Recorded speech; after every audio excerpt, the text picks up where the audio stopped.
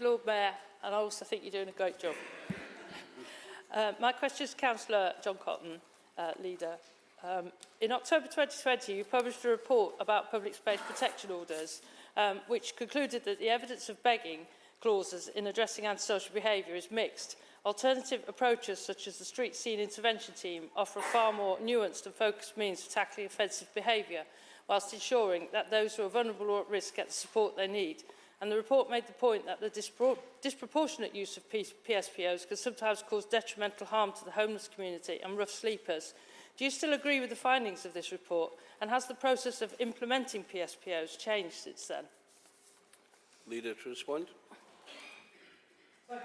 I think I said at the time of the discussions that I think related to the city centre PSPO at that point that was proposed, that it's important that we get the balance right between protecting citizens from unacceptable behaviour and unacceptable harassment, but also ensuring that we do not discriminate against those in genuine need or in crisis. And I think that that certainly remains my position. And I know that that has certainly influenced the proposals that have been brought forward subsequently by the Council with regard to public space protection orders. And I know that's also the stance that the now Cabinet Member for that area, Councillor Brennan, continues to take.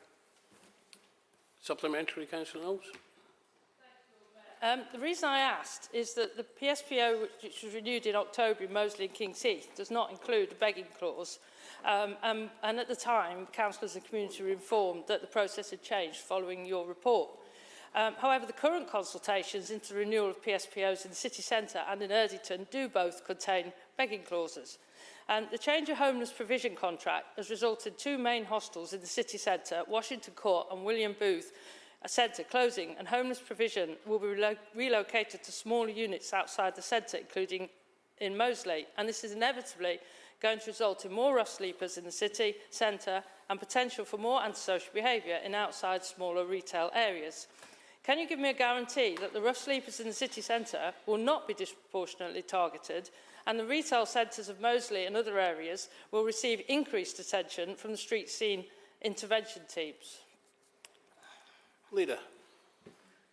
Lord Mayor, my understanding is that the legislation has also changed in this area, which has enabled us to perhaps approach those issues around begging and ensuring that the line between supporting the public going about their legal business and ensuring that we protect those who are genuinely in a position of vulnerability, given that legislative change, has enabled us to take a more nuanced approach in the formation of the clauses around public space protection orders.